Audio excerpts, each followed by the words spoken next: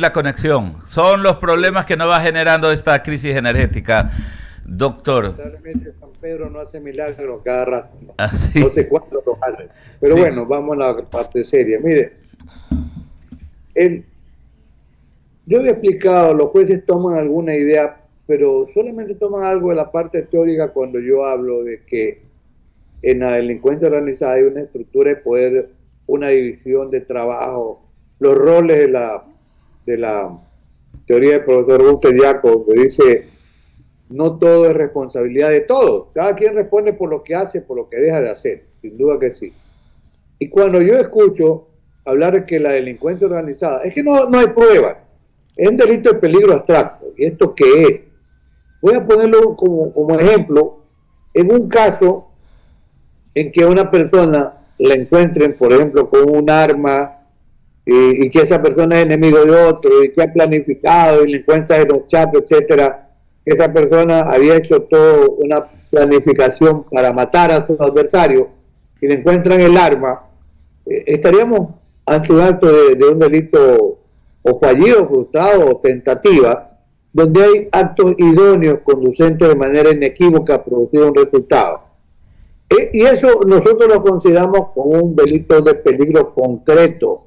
¿Por qué? Porque son enemigos, ha planificado, tiene el arma. Pero el peligro abstracto es una aberración jurídica. Alguna vez cuando converso para esta parte del mundo hispanoparlante, converso con Raúl Zaparoni, que es como un hermano mayor para mí, lo quiero mucho a Raúl, y cuando hablamos sobre el tema del peligro abstracto, es una aberración que además está consignada de alguna manera en la asociación ilícita, que supone la reunión de algunas personas para planificar, para idear, para ponerse de acuerdo en lo que puede hacer todo el proceso del intercrimen en la parte interna, y luego viene la proposición de cometer un delito, luego la resolución manifestada, y entramos ya en la etapa intermedia del intercrimen. Pero bueno, el caso de delincuencia organizada es un delito que requiere o que demanda un resultado, sin duda. El resultado es el beneficio para los participantes. Y en la estructura de poder lo ubican a don Danilo como autor directo. ¿El autor directo quién es? Es el que comete el delito de propia mano. Pero no explican por qué llegan a afirmar que es autor directo y al ciudadano, al otro condenado, don Danilo, le ponen 10 años y 9 años al ciudadano, el ingeniero y Casa Morla, como colaborador. El colaborador es igual al cooperador, una suerte de cómplice. Pero don Danilo nunca se reunió con el supuesto colaborador, ni lo conoce, ni han tratado. Y en el caso de don Danilo, la prueba es el único, como decía el doctor Zavala Vázquez, el único camino para llegar a la verdad procesal. No hay prueba de testigos, no hay prueba de documentos, no hay prueba pericial, no hay interceptación telefónica, porque en parte de ese relato mentiroso, dijo el tribunal que de acuerdo con la pericia estaba determinado que en un momento dado habría hablado Cherres con Hernán Luque. Sí, Cherres pudo hablar con Hernán Luque, asumamos que fuese cierto. Y lo que hay en esos relatos es que en un momento dado, de algunas conversaciones que tuvo Cherres con algunas personas, le dice lo que voy a repetir, lo dijo el tribunal ayer, ya conversé con Danilo, así que todo va bien. En otro relato dice Cherres, Danilo me dijo que había hablado con el número 1. El número 1 era Guillermo Lazo. Por eso es que al final del tribunal dice, hay que investigar la conducta de los otros funcionarios mencionados, que además tendrían fuero de corte nacional. O sea que directamente le apuntó los dardos a Guillermo Lazo Mendoza. Esto lo dijo el tribunal. Mire, es un copia y pega como de lo que había hecho la fiscalía, y el tribunal se convirtió en caja de resonancia. Es una vergüenza, y cuando esté notificado, esta es una sentencia que tiene que ser estudiada para que no se repitan hechos vergonzosos como este. Don Danilo jamás conversó con nadie de los otros imputados, buscando destruir toda la evidencia. El ciudadano, incluso Mazuk, dijo que no lo conocía, que nunca habló con él. Cortázar dijo lo mismo, que no lo conocía y nunca habló con él. Y a pesar de eso, primero lo imputan en el proceso, luego lo llaman a juicio y terminan condenando. Esta es Claro. una crónica perversa de una sentencia que venía siendo anunciada Doctor, ya. permítame, hecha esta explicación bien amplia, permítame, Ramiro Cepeda, con otras inquietudes para nuestro invitado. Alfonso, ¿cómo estás? Buen día. Muy bien, Ramiro, gusto verte al tiempo. Sí, señor, qué alegría. Alfonso, voy a partir de lo siguiente, que lo aprendí en la universidad. El abogado es el defensor del cliente y el jurista el defensor del derecho. En este momento usted está defendiendo al economista Nelo Carrera. Por tanto, su posición tiene que ser en ese sentido. Pero la mía, yo solo quiero partir de hechos que deseo que el abogado de la defensa me diga en qué puedo estar equivocado en esta narración. Está claro que el economista Danilo Carrera es pariente del presidente en ejercicio en esa época, Guillermo Lasso. Está claro que tenía una ascendencia familiar y profesional sobre el presidente Guillermo Lasso.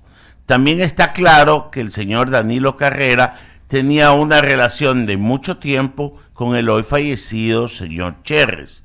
Y está claro que el señor Cherres actuaba, y eso es lo que habría que demostrar, o bien a motu propio, o bien en asociación, contubernio, conversación, o se tomaba el nombre del señor Danilo Carrera para conseguir canonjía dentro del gobierno del señor Lasso. Hoy el señor Cherres está muerto y no puede desvirtuar lo que estamos diciendo. Pero hechos como el que les acabo de narrar, este hilo conductor, ¿en dónde se desbarata, Alfonso? A ver, son hechos y realidades, pero hay una situación importante aquí. A don Danilo no le hacían seguimiento en cuanto a interceptaciones telefónicas, nada de eso, ni tampoco le hackeaban su correo o le interceptaban.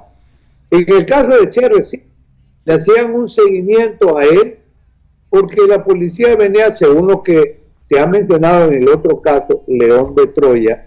Incluso en esto es importante, la fiscalía, a falta de tener pruebas, acudió a los testimonios de policía, incluso en el rango de capitán, para que declararan, pero siempre se refirió a Rubén Cherres.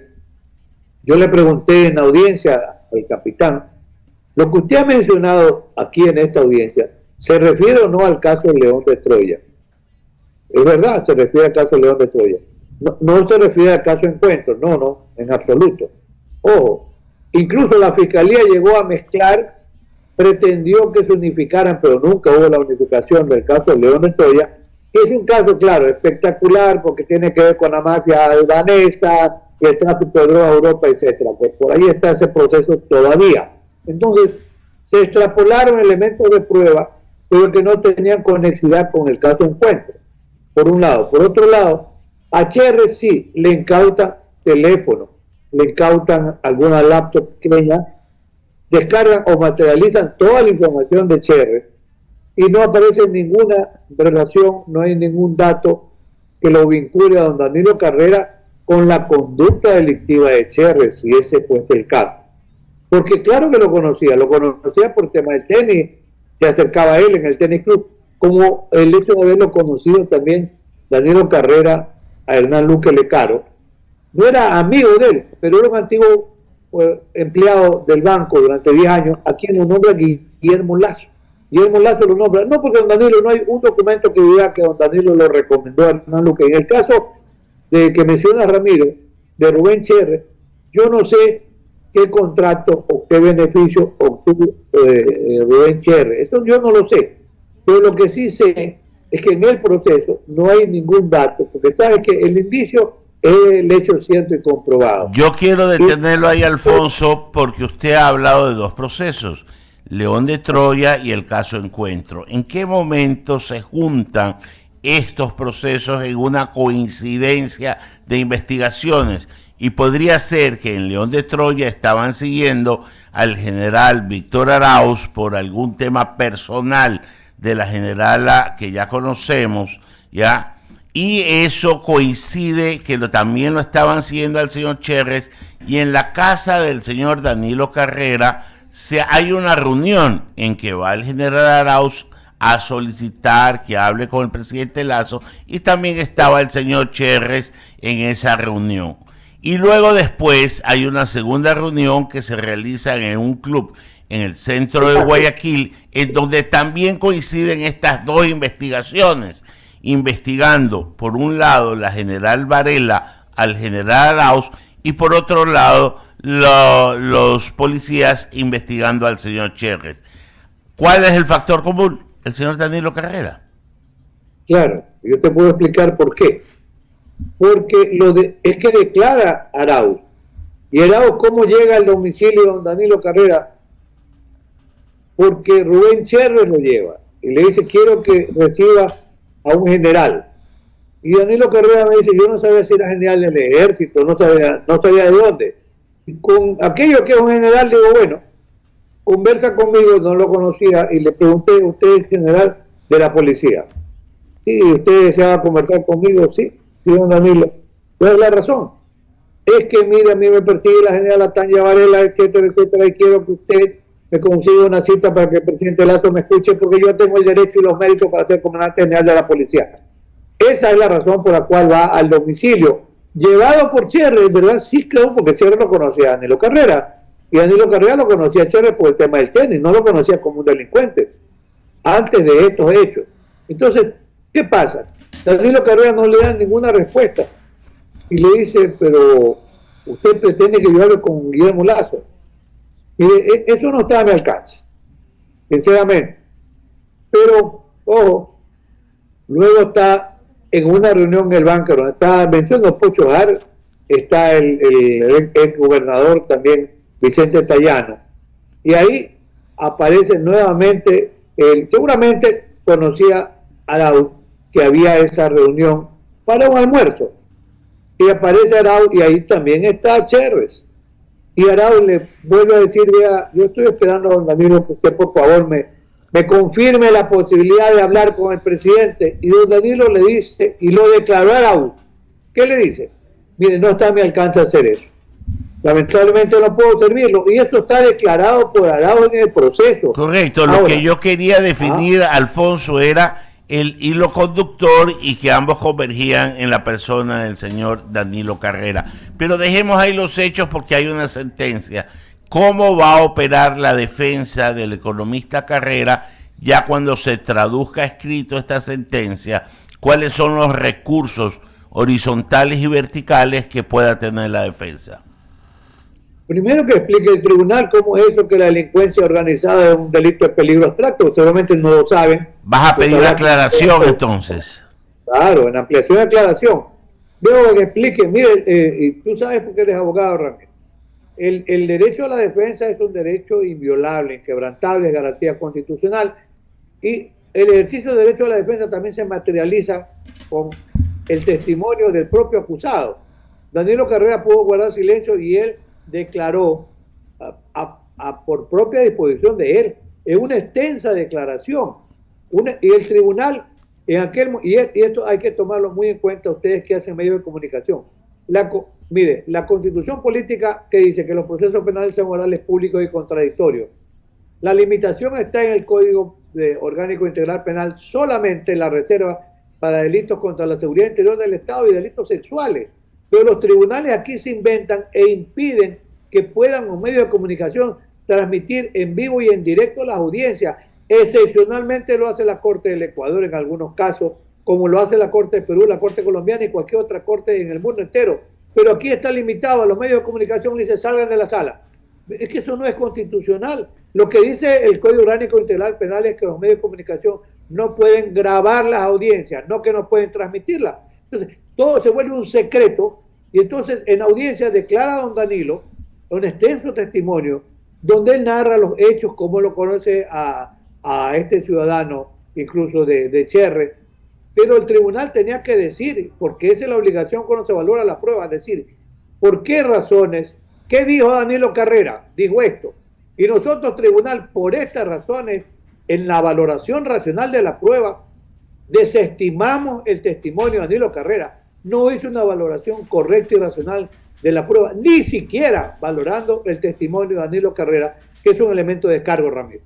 Ok, entendido. Entonces, la defensa va a pedir una aclaración de la Una sentencia aclaración en principio. en principio y de ahí lo que tenga que venir después de eso. El recurso de apelación que se le es el siguiente, que se resuelve por el mérito de lo ya actuado, ya no es nueva prueba. Perfecto. Y eventualmente un recurso de casación que terminará en la Corte Nacional. Ok, Esa es la Alfonso, idea. queremos agradecerte por haber aclarado los temas y por haber contestado las preguntas que pueden salir algún tema en algún momento incómodas, pero que por beneficio de la verdad tenemos que hacerlas. Que tengas un buen día. Sin duda. A Esteban Torres también un saludo. Chao. Abrazo, había el abogado Alfonso Zambrano Pasquel, abogado defensor del economista Danilo Carrera Duret. Así